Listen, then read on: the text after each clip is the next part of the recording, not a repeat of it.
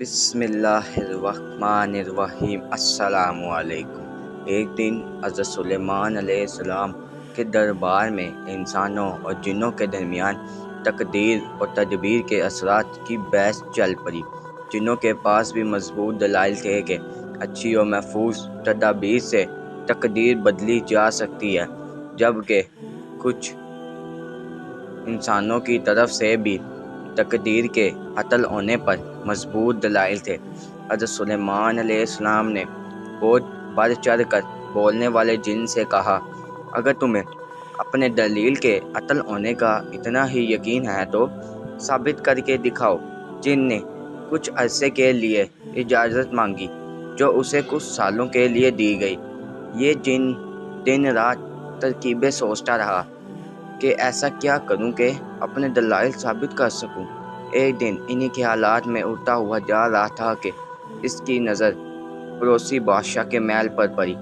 اس کی وسیع اور عریض چمن میں نوعمر شہزادی اپنی کنیزوں اور سہیلیوں کے ساتھ چھپن چھپائی کھیل رہی تھی۔ وہ اپنی سہیلیوں سے چھپنے کے لیے ایک الگ تھلگ درخت کے پیچھے چھپی ہوئی تھی۔ جن نے غائب حالت میں ایک رومال میں دوا سونگھا کر اسے بیہوش کر دیا اور لے کر اٹھ چلا۔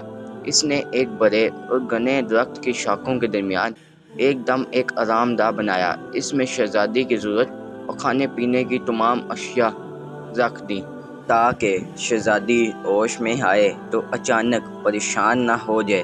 یہ درخت ایک شوریدہ اور خوب چوڑے دریا کے درمیان تھا۔ دور دور تک صرف جنگل اور بیابان تھا۔ ہوش آنے تک جن مناسب شکل میں ایک بزرگ کی صورت میں آ گیا۔ شہزادی ہوش میں آئی تو رونا دھونا کیا اور کھانے پینے سے انکار کر دیا، کیونکہ اس تبدیلی نے اس کے ہوس کم کر دیے تھے۔ جن کو اندازہ تھا انسان تعدیر نئی جگہ، لوگ اور ماحول کو اپنا نہیں پاتا، اس لیے اس نے اس کی تمام ضروریات کی چیزیں رکھ دی اور یہ کہہ کر نکل گیا، ابھی تم آرام کرو۔ نوعمر شہزادی غم و دکھ میں روتے روتے سو گئی۔ جن اگلے دن بزرگ کی شکل میں آیا اور اسے پر شفقت انداز سے جھوٹی تسلیاں دی تاکہ وہ بیمار نہ ہو جائے، کہیں بادشاہ معظم اسے سزا نہ دے۔ شہزادی کی پسند کی چیزوں کے متعلق پوچھا اور اگلے دن آنے کا کہہ کر چلا گیا۔ آہستہ آہستہ شہزادی جن کی عادی ہوتی چلی گئی اور وہ اسی سے اپنی ضروریات کی چیزیں منگوانے لگی۔ وہ آس پاس کی کھڑکیوں سے جنگل یا دریا کا نظارہ کرتی۔ اسے اپنے جیسا اور کوئی انسان نظر نہ آتا، لیکن جن جسے وہ بابا کہنے لگی تھی کے بارے میں جان چکی تھی کہ وہ ایک جن ہے جو کمرے سے نکلتے ہی غائب ہو جاتا ہے، جبکہ باہر کوئی سیڑھی نہیں تھی۔ وقت گزرتا گیا۔ شہزادی نوعمری کے دور سے نوجوانی میں داخل ہو گئی۔ جن کے آنے کے دورانیے میں لمبا وقفہ آنے لگا، کیونکہ اب وہ مطمئن تھا کہ اب شہزادی کو پیش کرنے کا وقت آنے والا ہے اور وہ بادشاہ معظم حضرت سلیمان علیہ السلام کے سامنے اپنی شرط جیت جائے گا۔ ایک دن طوفان کے آثار تھے۔ دن میں بھی رات چھا گئی تھی۔ شہزادی نے ایسی طوفانی کیفیت پہلی مرتبہ دیکھی تھی۔ ڈر اور خوف سے اس کا برا حال ہو گیا۔ کافی دیر گزر گئی کہ اس دوران اسے دروازے پر دستک سنائی دی۔ ایسا پہلی مرتبہ ہوا تھا کہ کسی نے دستک دی ہو، ورنہ جن تو خود بخود اندر آ موجود ہوتا تھا۔ شہزادی نے خوف و دہشت سے پوچھا کون؟ تو اسے گھبرائی ہوئی آواز سنائی دی، ہمیں کچھ دیر کے لیے اندر پناہ دو، طوفان گزرنے تک ہم رکنا چاہتے ہیں۔ شہزادی نے دروازہ کھولا تو وہاں دو نوجوان بے شکل ٹہنی پر بیٹھے ہوئے تھے۔ دروازہ کھلتے ہی دونوں جوان اندر داخل ہو گئے۔ شہزادی نے ایک مدت کے بعد اپنے جیسے انسانوں کو دیکھا تو اسے گواہ ہونے سے پہلے کا وقت یاد آ گیا کہ انسان ایسے ہوتے ہیں۔ ان میں سے ایک نوجوان اچھے حلیے میں اور دوسرا انتہائی غریبانہ حلیے میں تھا۔ شہزادی نے امیر شخص کو، جو کافی زخمی تھا، کو اپنے پاس موجود مختلف دوائیاں دی تو غریب آدمی نے اپنے ساتھی کی مرہم پٹی کی، کچھ کھانا کھایا اور آرام کرنے لگے۔ دونوں جوان حیران تھے کہ اکیلی لڑکی کیسے اور کیوں کر یہاں اکیلی رہ رہی ہے۔ لیکن انہیں فی الحال طوفان سے پناہ مل گئی تھی۔ شہزادی نے اگلے دن ہی بتایا کہ میں ایک جن کی قید میں ہوں اور مجھے نہیں معلوم کتنا عرصہ گزر گیا، بس میں اس وقت اتنی سی تھی۔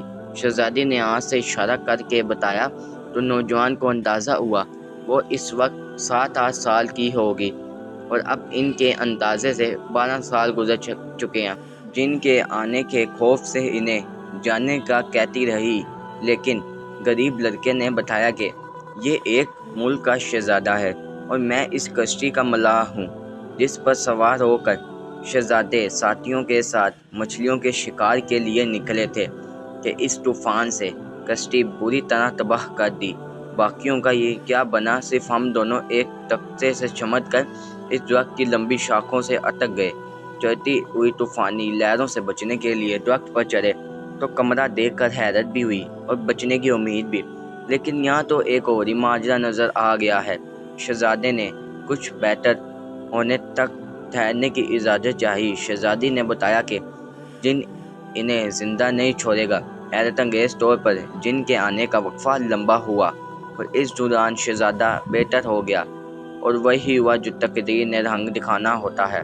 شہزادی اور شہزادے کی آپس میں دلچسپی دیکھ کر سادہ دل ملاح نے کہا، جناب عالی، میں آپ دونوں کا نکاح کر دیتا ہوں، کیونکہ آپ کا اس طرح یہاں اکیلا رہنا ٹھیک نہیں۔ وہ اس کے بعد میں جلد بجلد شہر تک پہنچ کر آپ کے لیے مدد لے کر آ جاؤں گا۔ طوفان کی وجہ سے لاتعداد تختے نیچے موجود ہیں، میں کسی طرح پہنچ جاؤں گا۔ یہ ساری بحث سن کر شہزادی اور شہزادہ راضی ہو گئے اور ملاح نے ان کا نکاح پڑھایا اور اجازت لے کر چلا گیا۔ چند دن گزرنے کے بعد جن آ گیا۔ شہزادی نے شہزادے کو کسی طرح ایسے چھپایا کہ جن کو شک نہ ہوا۔ جن نے آتے ہی نئے انسان کی بھوک کا ذکر کیا۔ شہزادی نے کہا، خود سوچو یہاں کوئی کیسے آ سکتا ہے؟ دریا کے درمیان ایک اکیلا درخت، اس قدر بڑا طوفان گزرا کہ اس کی بو سے تم پریشان ہو رہے ہو۔ جن کچھ مطمئن کچھ غیر مطمئن ہوا اور شہزادی تک کھانے پینے کی چیزیں پہنچا کر واپس چلا گیا کہ آج کل دربار میں میری ذمہ داریوں میں اضافہ ہو گیا ہے، اس لیے میرے آنے کا وقفہ لمبا ہوگا۔ شہزادی مطمئن ہو گئی۔